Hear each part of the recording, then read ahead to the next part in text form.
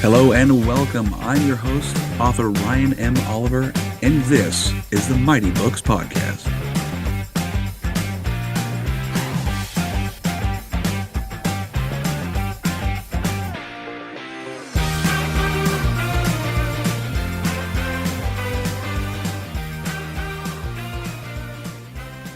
Hello, everyone. Welcome back to another episode of the Mighty Books Podcast.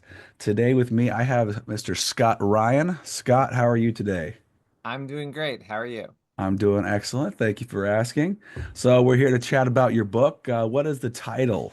The title of the book is The Last Decade of Cinema, covers movies from the 90s. All right. It is the last decade. Now, is it because it's the last decade that actually has some quality to it? Is that what we're kind of aiming at? Well, it's a little bit of a double meaning. Mm. On one hand, yes, it's the last decade that was quality, but also it literally is the last decade that movies were shot on 35 millimeter. Oh, okay. So it Okay. is the last time that they were actually making film. Oh, interesting. In the 2000s is when things moved to digital. Whenabouts in the 2000s? Well, it was actually 2002's Attack of the Clones, the second Star Wars Really? movie. When he made in 1999, George Lucas released The Phantom Menace.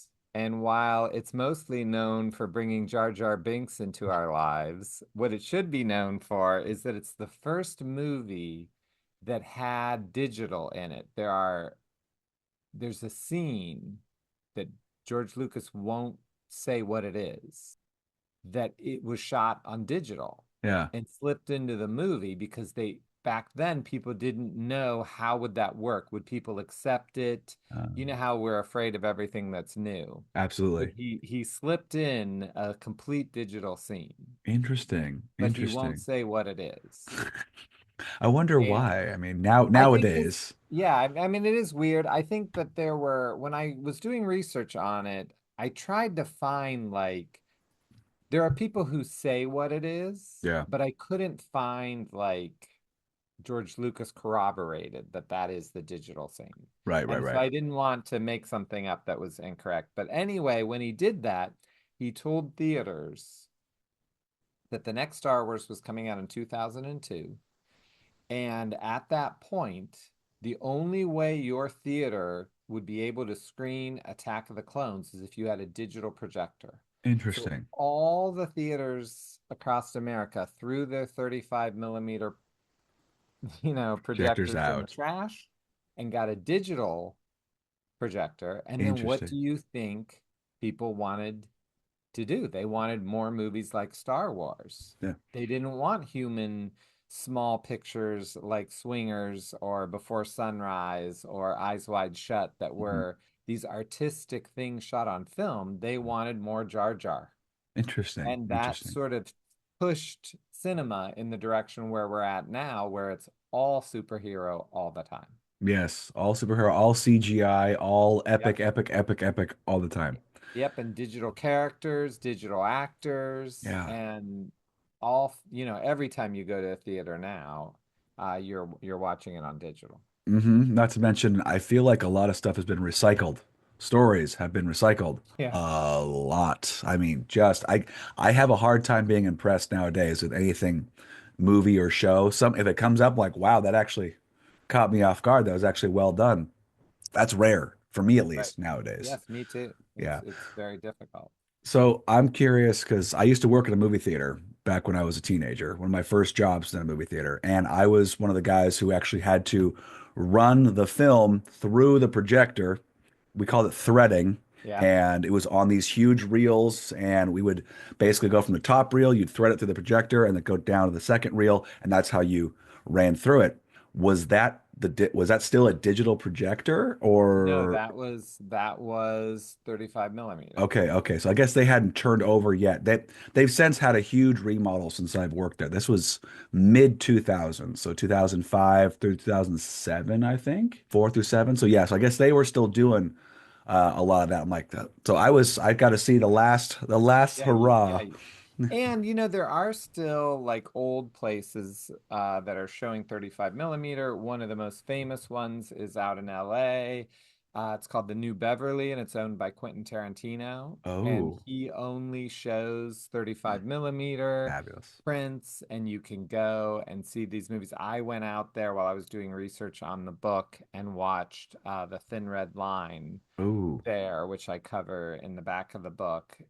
And it's just a different experience. Like even hearing the click, click, click, click, click, click, click, uh-huh. click, click, click, and the quiet parts, all that's gone on digital. Yeah, it's no more. It was so interesting because when I talked to friends of mine who started working, they're like, yeah, I just go push a button now. Like, there's no Yeah. skill anymore. It's just No. you had to be trained, and it was a whole thing, and you could screw up so hard.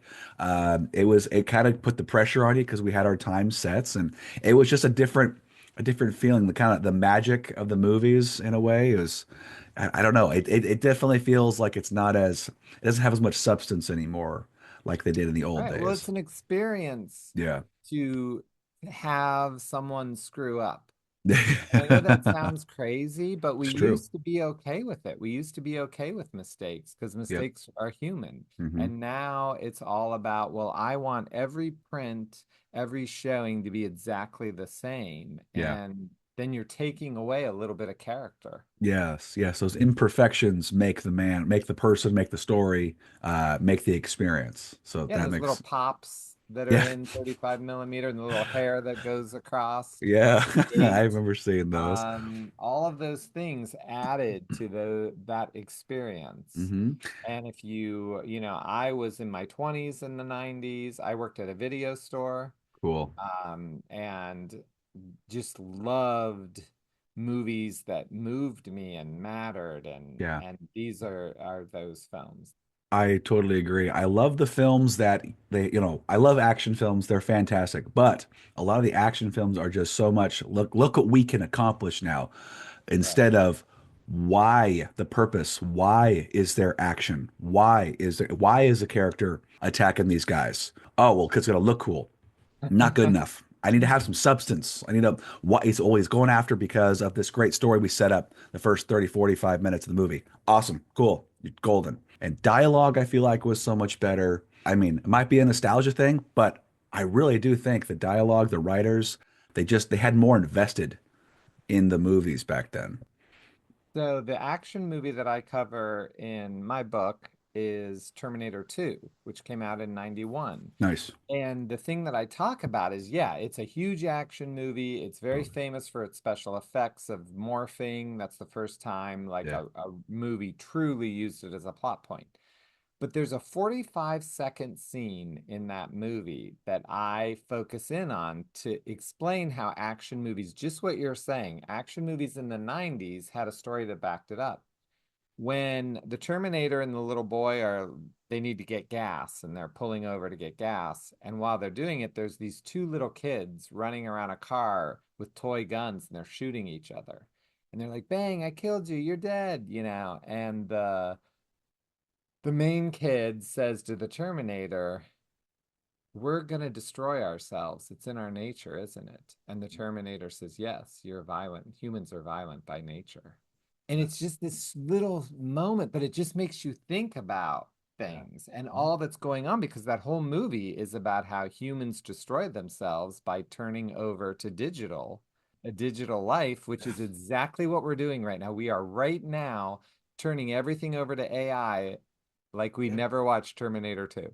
I love those movies I love a lot of things that are just simple. The kiss method, keep it simple, stupid. I love the kiss method. It's for me, for my brother would probably agree with you too. The keep it simple, stupid method. Give it a reason and give great dialogue. One movie that I really enjoyed, Quentin Tarantino's Inglourious Bastards. Ah, great. It is just, I mean, it's all it is in the beginning opening is the I can't remember his name, but I love this the actor who speaks like Christopher Waltz. that. Yes, I love him. He's just so good, and just how he delivers each line, where how natural he is, how frightened everyone else is. The tension is palpable, and it's just two guys talking in a Over small what kitchen. drink? Over Oh, what drink? of milk, for Christ's sake. Milk. Not even whiskey. And it's just, whoa. I saw that. I'm like, nobody, like, okay, I'm not going to spoil it for people who haven't seen it, but it gets a little more, Right. blade edge towards the end of that scene. But oh my God, you ride the tension until that climax, and you're like, what the hell just happened? This was so good. And now you're hooked. You can't peel your eyes away. Versus like some of these action films I see now, I'm like, they're forgettable. Right. They're forgettable. It's kind of tragic how we've gone for the cheap thrill, if you will. Yeah, I mean, Quentin, the movie that I cover in my book is Pulp Fiction because Hmm. I think that's one of the most important 90s movies, Great if movie. not the most important 90s movie.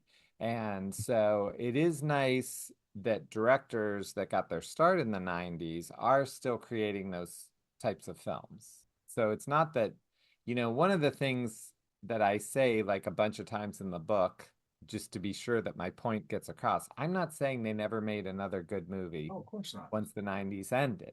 It's just times changed, Mhm. what people wanted changed. Yes. I like the 90s where you had just what, you even said like, oh, you had 30 minutes of setup before it started. And that's one of the things I watched 160 movies to do Whoa. research on this book. And one of the things that killed me is that the plot in a 90s movie really doesn't start for like 20 minutes into it. You're just kind of getting used to the people, figuring everybody out, and like, okay, now I see where the plot lines are going, or the path where the characters are taking us. Like, okay, this makes more sense. It's just like when you're being dropped into a party or something, you don't really know what's going on until you start kind of moving around and get to know people and chit chat. And okay, that's where the beverages are. There's the bathroom. Or over there's the food table. Here's the couch. I'm going to sit in the corner because I'm a wallflower. Whatever. You know what I mean? It makes you kind of have to get immersed in that world a bit before they just throw you into the story. Immersive effect. Right. Well, and Yeah, it's what they do now is instead of having those 20 minutes where you learn that Robin Williams is a doctor that cares in the movie Awakenings, they just have a character say, "Oh, that doctor's there. He really cares about his patient." And then they're like, "See, we did it." And yeah. it's like, "No, no, no. You can't just have someone tell me. I need to spend time with this person so I care about them." Yes, and yes.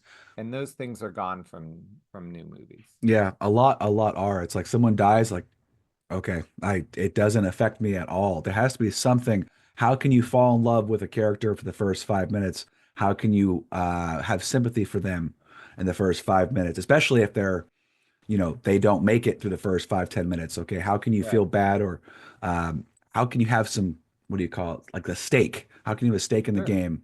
Now there's you make you on anticipation. You're on the edge of your seat. Whoa, is he going to make it? Is he not going to make it?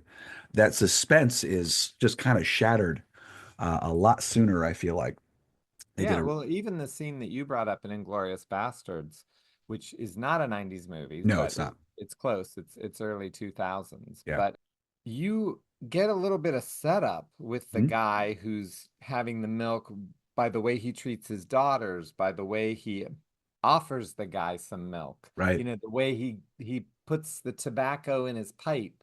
It probably is, like you said, 10, 15 minutes in Yeah. before the action starts and you start realizing what's going on. But by then, I really like this guy. Yeah. I'm on his side. I don't want something bad to happen to him. Right. It's wild. It's wild. So what drove you to want to write this book? Because it sounded like it was quite the ordeal to research and write and create and, dive into all these movies. What drove you to do this? Well, and it was a good ordeal. It Yeah. was the kind of ordeal I'm looking to be in. That's where Excellent. I want to be. Yeah. Um, it basically was during COVID when we were all locked in our houses Yeah. trying to watch, just find something to do. every new movie I watched, I stopped within like 5 minutes and I Oh man. couldn't find anything to watch. But when I would watch a movie, I would realize it was a 90s movie. You know, I watched Goodfellas, I Oh, watched Pulp Fiction, I watched Swingers, I watched Clueless, and they were good and they were all different. yeah, That was the other thing. There wasn't the same type of movie right. watching it again and again. They were so unique. Yes. So that's it just kind of hit me like, wow, they made some great movies in the 90s. And Hmm. then I went out to IMDb and I was like, I'm just gonna look at every movie made in the 90s. But it was something like 10,000 movies were made. So I was like, okay, I can't do that. So forget that idea. I want to just kind of read through. So instead I found some lists of like the most popular movies Hmm. and I kind of whittled it down. Okay. So as I said, I watched 160, which I Wow. got down to, I wrote 24 essays on 24 films, and then I Wow. picked 35 in the back that I just wrote like a paragraph of. They were like Yeah. special mention because there were so many good ones and I didn't Yes. want to leave things out. Yeah. Oh my gosh. That's so much work, but it sounds like a lot of fun work. It I was mean, fun. I gotta sit down and watch a movie and then okay, I gotta write about it and give my kind of opinion and talk about the technical, attributes in it. Did you have any background in film or anything like that, or just all just a Well, passion project? I mean, I say in the book that honestly working at a video store Mm. in college really was my film school because I worked there and I started working at the video store in 1990, which was kind of funny. So Yeah. I saw every movie released from 90 to 93 while I Wow. worked there because when you work at a video store, you just felt you had to watch every movie and I studied them. And then I've written books on TV shows Oh, cool. before this. Like I did a book on moonlighting and David Letterman and Twin Peaks. And so I've done a little bit of that. Cool. And I've made some movies throughout my life. So I mean, I have a little bit of experience.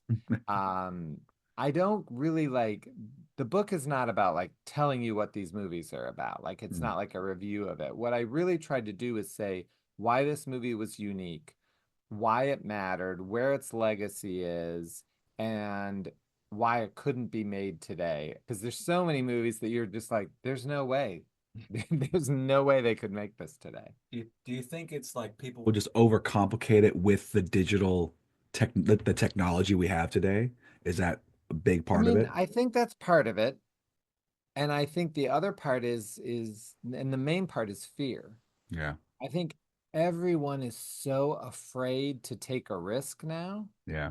They just want to play it safe. Like, you know, Malcolm X, I cover that in the movie, in the book. It's the Spike Lee, he directed it with Denzel Washington. Yes. It begins, its opening credits is the footage of Rodney King being beaten by Whoa. the police. And Yeah. that had just happened months before.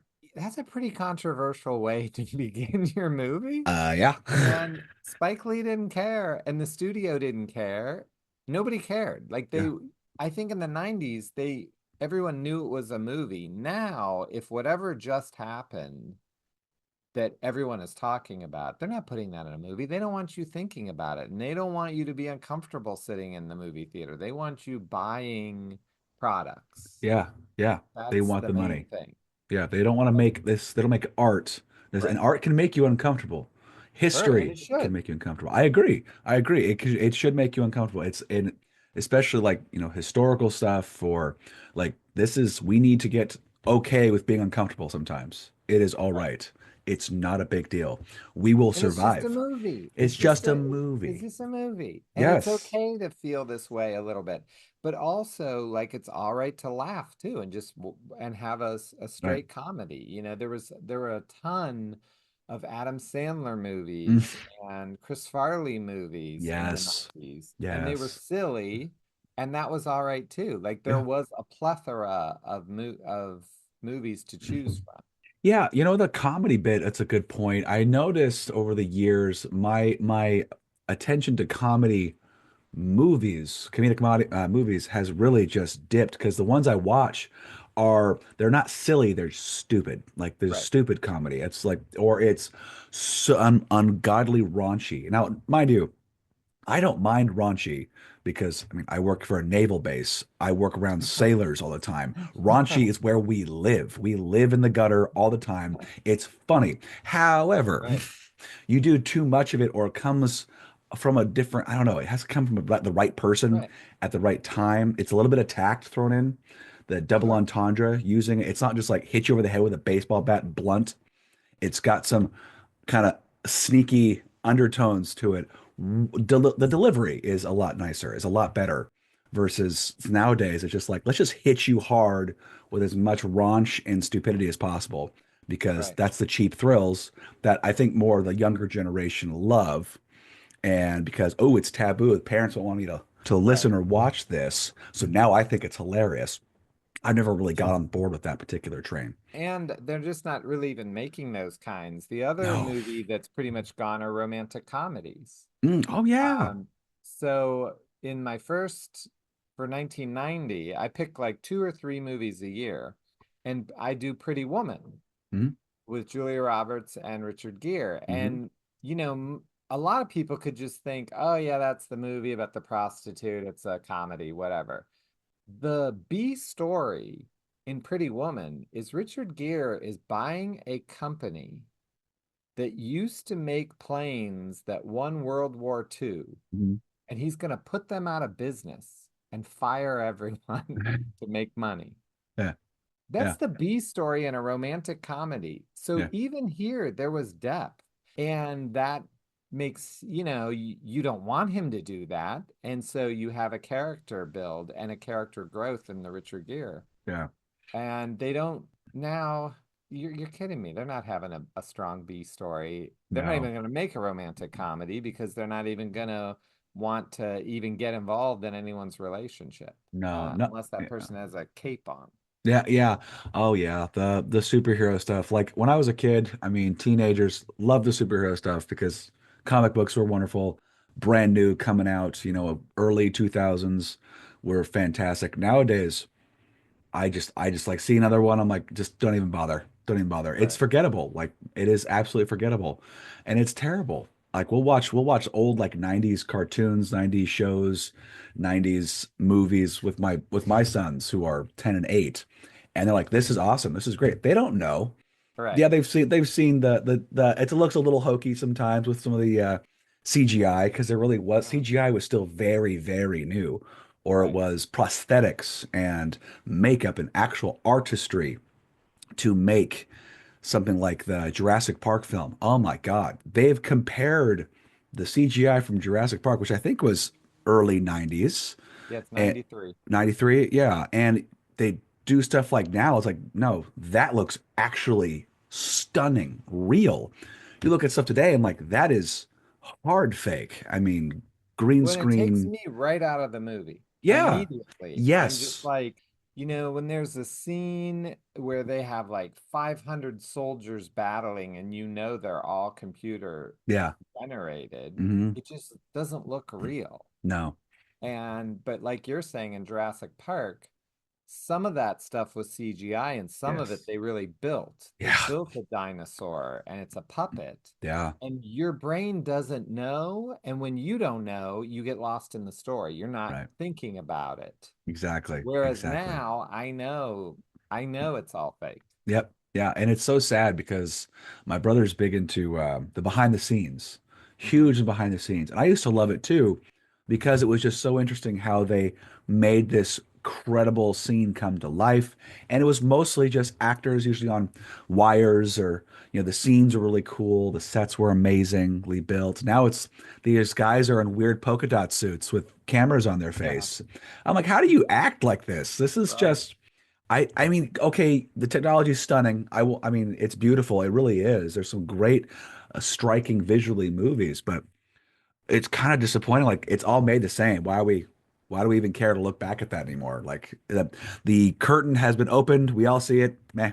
It's just, I don't Yeah, know. and that was one thing that really got me on Clueless, Yeah. which was a teenage movie. Yes, it was. And I got the DVD to when I watched all these movies, I would get the DVDs from the libraries and things like that. Yeah. And the Clueless DVD had a special feature on the director of photography and how Really? he lit and filmed the scenes. Wow. And I write about that in the book that I was like, do you see how educated Yeah. we were and in the movies that even for a teenage movie, they were like, I don't know, we better get the DP in here. I think kids are gonna want to know how they got that shot.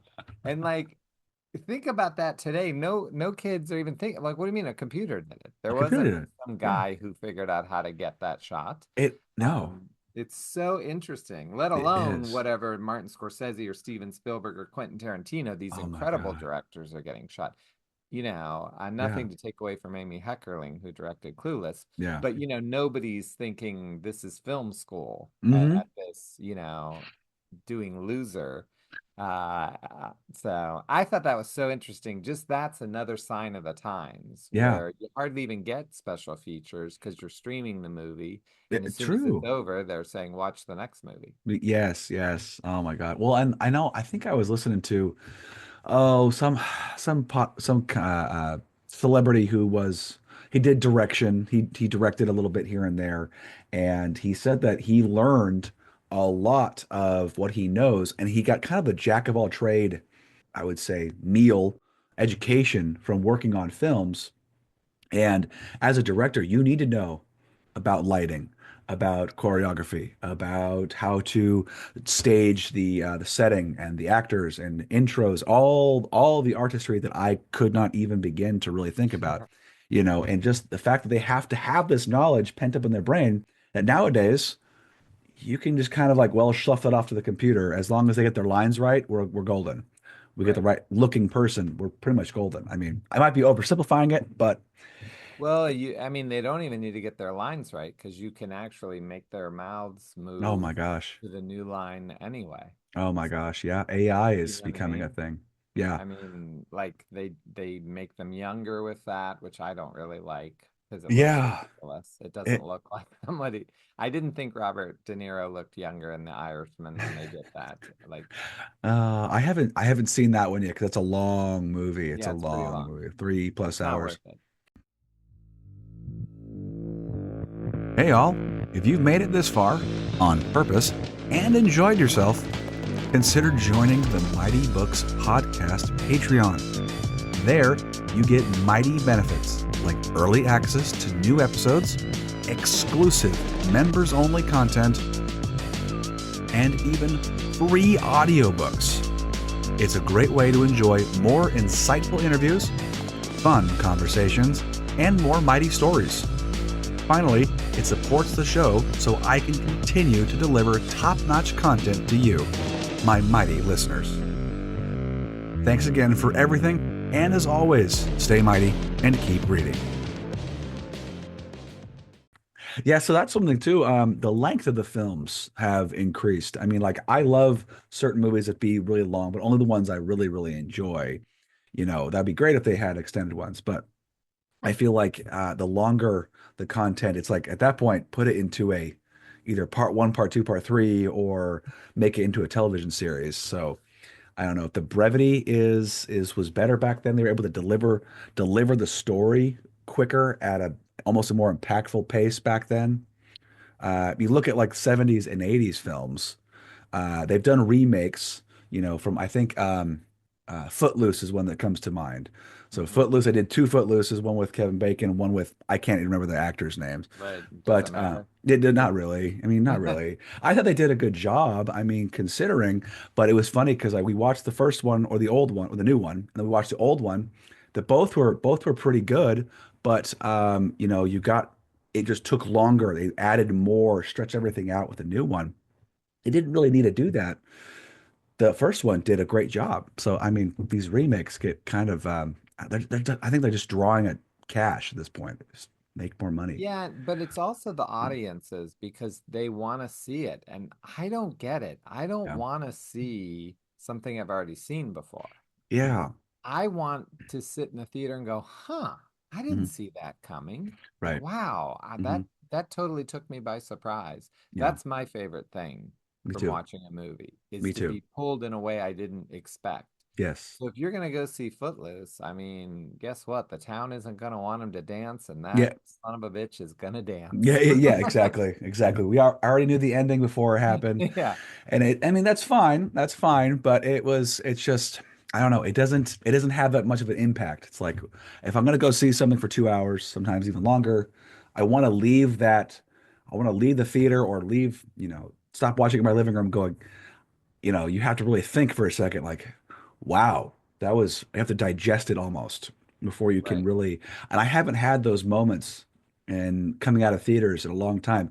Maybe it's just because maturity, age, raising kids. I don't know. I know, but isn't that sad? Yeah, I don't want that to be true. no, neither. No, So I I wouldn't be don't, I surprised. think that there is an actual difference. The other thing I did in the book is that I got to interview some of the writers of the movies. That's So awesome. I talked to Tiger Williams. He wrote Menace to Society, Hmm. which was a gang movie from, I think, 93. Okay. I talked to Alexander Payne, who wrote Citizen Ruth, which is probably the smallest movie I covered in the book, but he went on to do Sideways Okay. and Election and a lot of famous movies. And then I got to talk to the writer of Reality Bites, which was Helen Childress. It's the only movie she ever got to write. Yeah. And so you get a sense from the writers of, was there studio interference? Were you allowed to do whatever you wanted to do? And so you get kind of a look at the people. Oh, and Patricia Arquette is Oh yeah. in the book as well. I talked to her about True Romance, which is That's a cool. Clinton movie. Very cool. So yeah, it was fun to get to talk to people who were really in the industry at that time. Yeah, yeah. How did they approach if they Mhm. mentioned it, how did they approach it? Was it more kind of loosey-goosey, like let's play with what comes up and they didn't have as many guidelines or Yeah, they really didn't. In fact, like the guy who wrote Menace to Society, he was 21 years old. wow. I mean, like it's crazy that he even got to do a Hollywood movie. And he said they just watched movies they liked and tried to make a movie like it. Helen Childress said no one told her that she Wow. couldn't do these things. I mean, she could just write what she wanted and nobody stood in their way. It was Hmm. interesting with Alexander Payne, who he just wrote and directed that movie, The Holdovers from last year with Paul Giamatti, so he's Okay. still working. Yeah.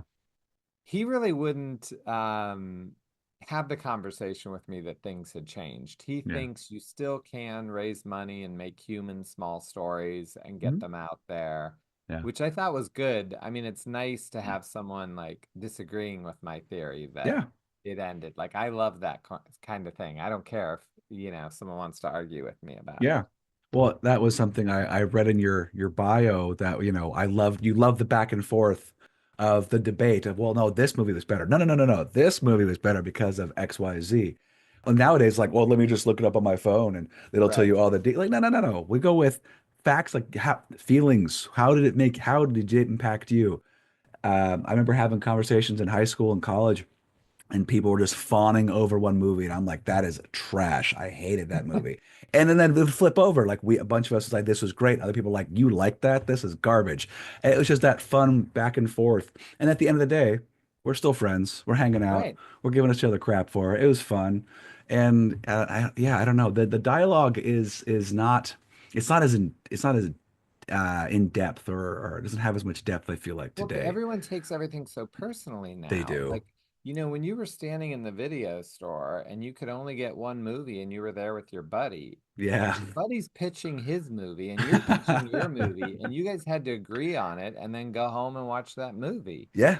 And people just can't do that now. They're just Mm-mm. like, if you don't like this movie, then we're not friends anymore and I'll unfollow you and I won't be. And it's like, are you kidding me? It's just a movie. Very petty stuff. Um, like in my book, I don't cover Forrest Gump or Titanic, Mm, which are probably the two biggest movies in the 90s, they but they are were movies that I've never huge. seen. I put in a boycott in the 90s and said I would never see either of them, and I wasn't letting this book let me out of it. Yeah. And it was fine. And back in the 90s, people would say, "What do you mean you haven't seen Forrest Gump?" And I'd be like, I don't want to see it. It looks dumb to me. And you were allowed to have those opinions Yeah, back it's then, not a big and it deal. was fine. It's not a big deal. Yeah, mostly you give each other crap for a few seconds and you let it Right. go. It's not a big And then deal. you moved on. Yeah, I see that a lot with blue collar workers. A lot, they'll just kind of riff on each other for a little bit and then it's gone. It really doesn't Right. matter too much. And those people who do get butt hurt, they don't last very long anyway. So it's just like, oh, we found a weakness. We found a weakness. We're gonna poke. We're gonna poke Right. because it just makes a day go by faster. Right. It's how it goes. That's just how Yeah. it goes. Yeah. Yeah. That interaction's so fun though. I remember the video being at the video store with my brother, and we would be like, okay, we were allowed to have like one movie each or something. Okay, Right. what looked good? What looked good? Let's see if we can figure it out. And we'd hope that if in our collection of two, maybe three, if we were lucky, one of them would be something that would really stand out. And it's that Right. anticipation of waiting to go home, waiting on for Friday night to go get your movie from the store, go home, plug it in. All right, this is what we're doing right now. Now we can stream everything. It just kind of takes the excitement, the anticipation out of just enjoying movies. Oh, I can just pause whenever I want. Really convenient, but it kind of ruins that, you know, Well, and anticipation, also there is the excitement. idea that when you rented that movie, that was your night. Yeah, that was I it. mean, that was what you were doing. Hmm. First of all, even if that movie sucked, you were finishing it. And then Absolutely. you might later, because you finished it, have liked it. Yeah, Where if you're streaming and I'm probably on my phone at the same time and I got my computer up and I'm gonna play the Nintendo Switch yeah, and it's all going on. I mean, why do you even have a movie on? It used to drive me crazy when I would look downstairs and my kids would be watching something and their heads are down looking at their phone. yeah. I'm like, no, no, no, no, no. Your eyes should be on the screen. Yeah, I catch myself doing that from time to time. I'm like, if I'm really going to give this thing, a good shot, put the damn phone away and just But yeah, enjoy what they've created. Because I found some good stuff from last decade or so, but it's been very far and few between. Something that's actually captured me and been fun. But I'm curious as to like any movies you saw that you thought originally were trash or garbage or just not worth anything that you watched again and had like a second awakening or a second light um, an opinion on them I don't know that I would say that I thought it was trash the first time I saw it, or just but didn't the like it as movie much. that really I was like, dang, because I had only seen it when it first came out was Unforgiven by Okay. Clint Eastwood. Oh, When I okay. watched it this time, I was blown away by it. Yeah. And I was like, it wasn't one that like when I was making my early list that I would have thought would have made my book, No. Yeah. but it is such a good movie, and the concepts behind it are Mhm. really interesting. It makes you want to debate, and there's no way that movie could be made today. There's I just love no that. way because the sheriff in that town is played by Gene Hackman, Hmm. and he has a rule that no one's allowed to bring guns into the town. The only one who can have a gun is the sheriff.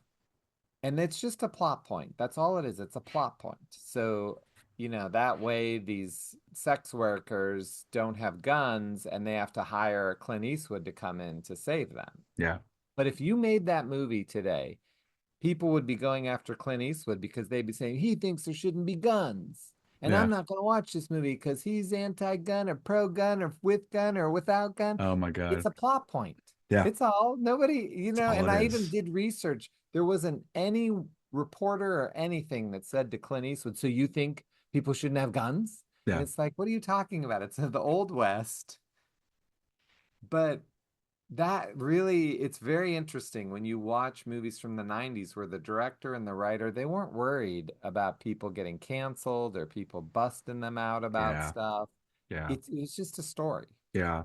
and I it's feel to like make you think. yeah, totally. And I feel like social media gives too many people who really don't have a say in anything a pedestal to speak from. It's like Right, you are not you're not any kind of a filmmaker.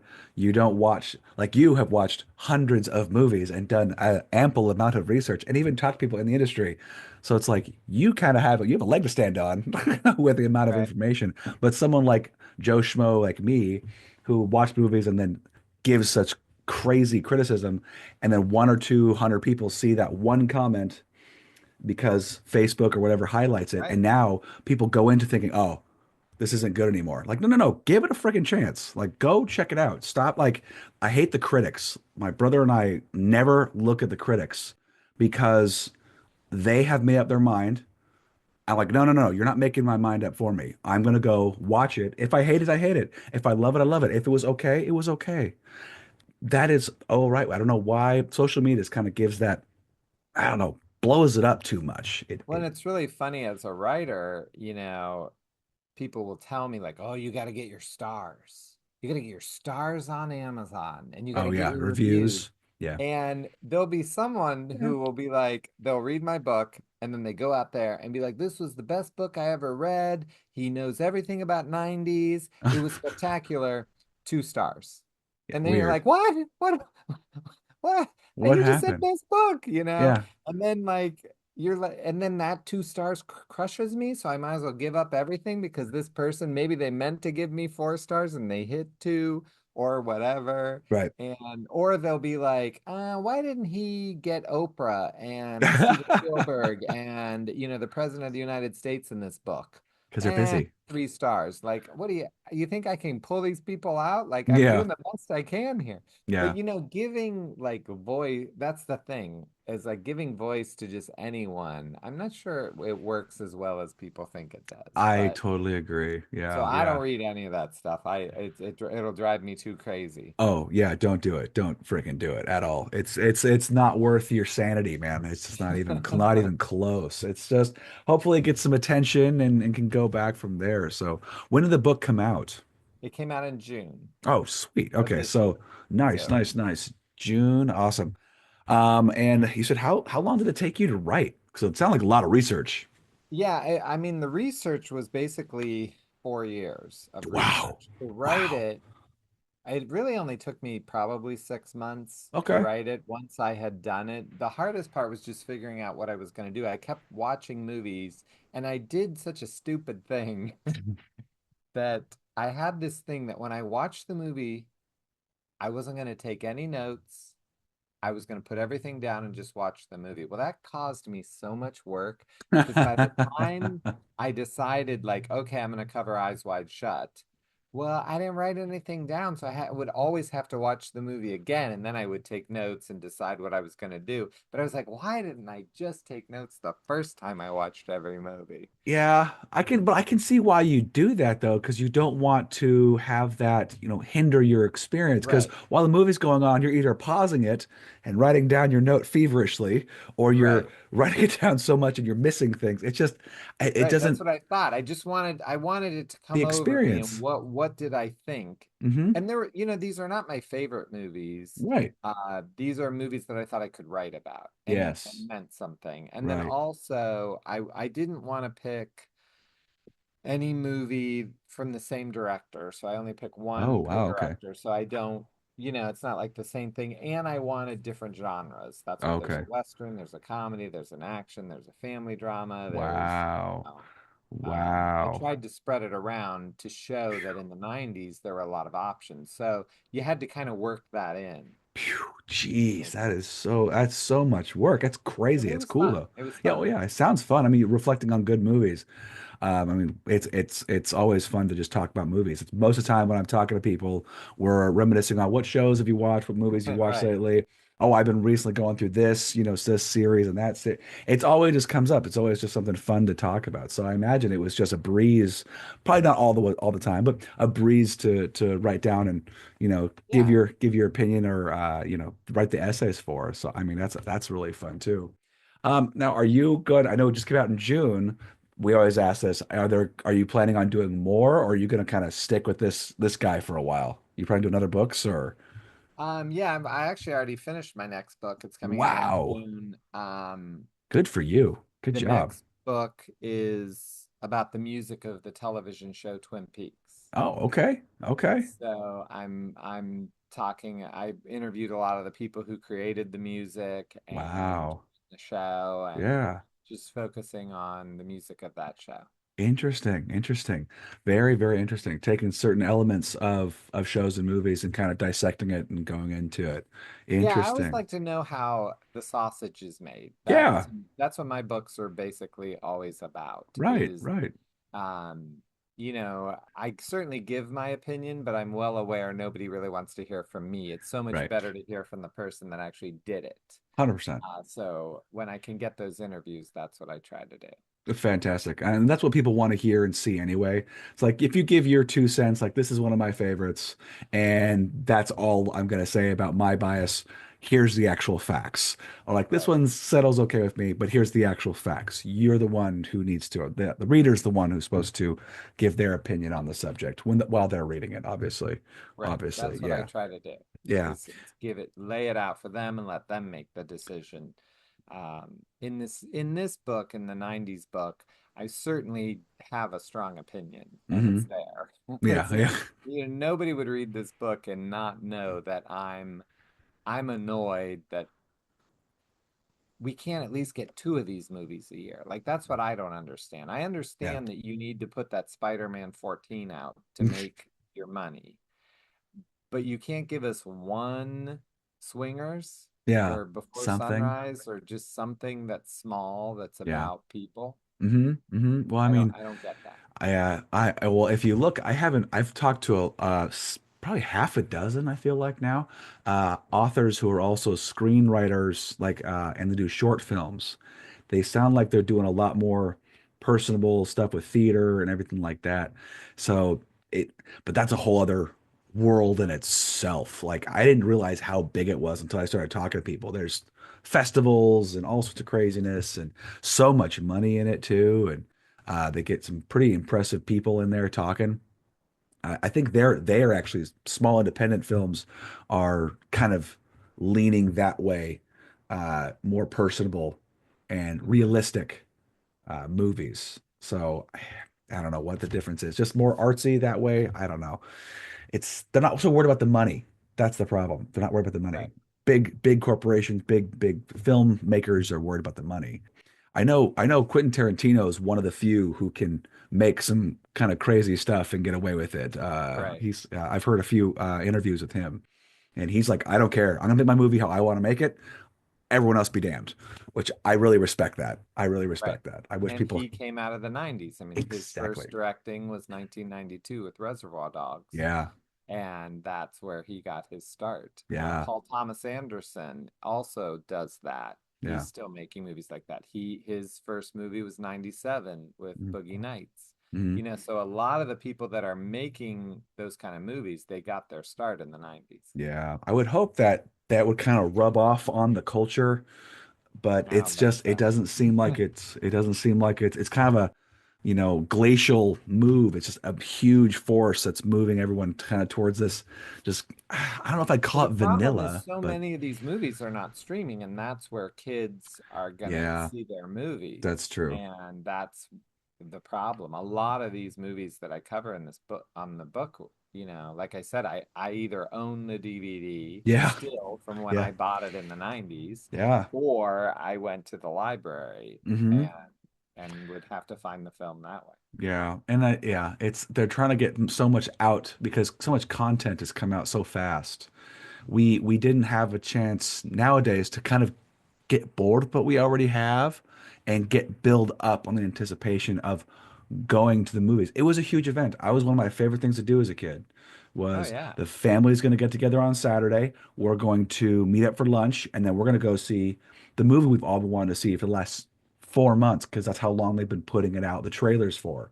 And we've been speculating, talking about it, and then we go see it, and it's just this great experience. You're so excited. Now it's like my boys will stream through something. Oh, we want to watch this. Okay, so they watch it. I'm like, oh, that was good. I want to watch something else. Okay, yeah, that's good.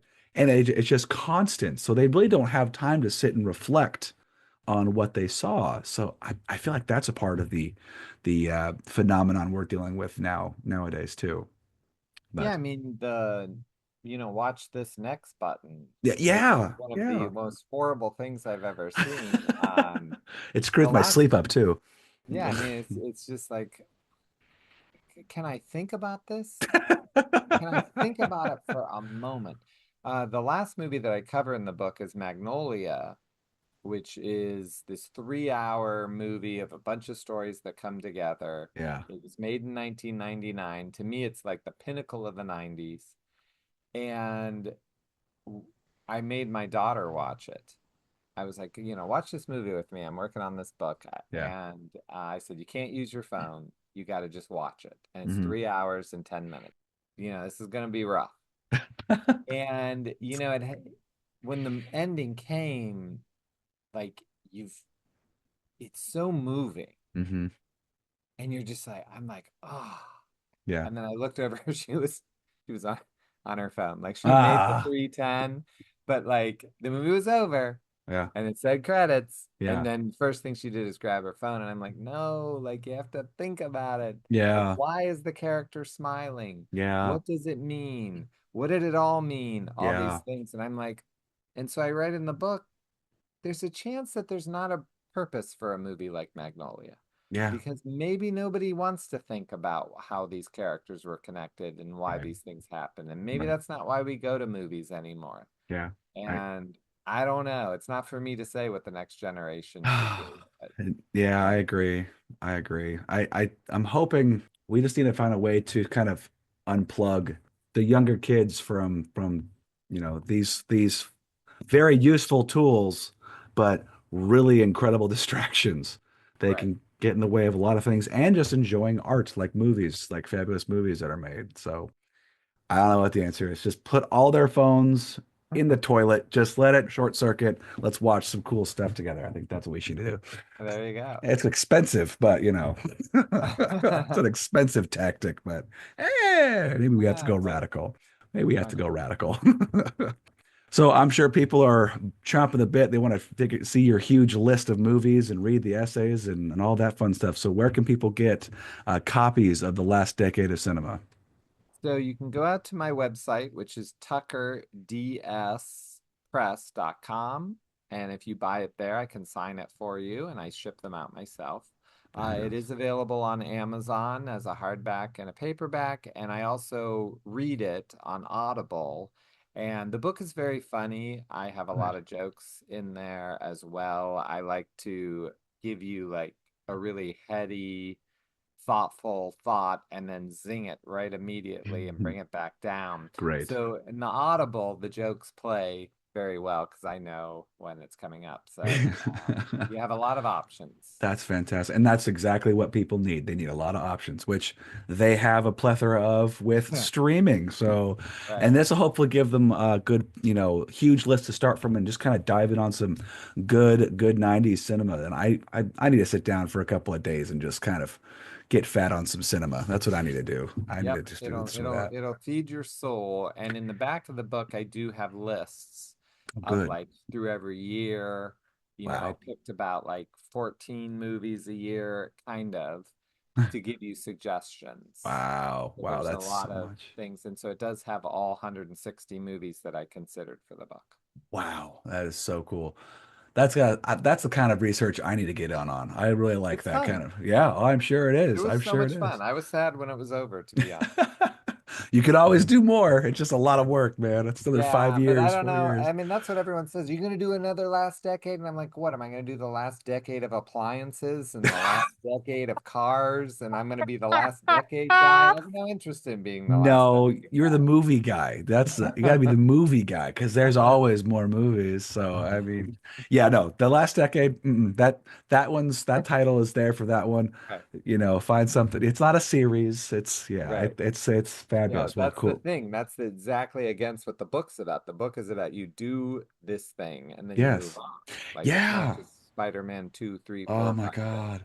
Yeah, the series thing drives me nuts. It's like I don't need a series for everything. If one Yeah, movie just punches me in the gut in a good way, question mark, right, and I've been impacted by it, I don't need a second one.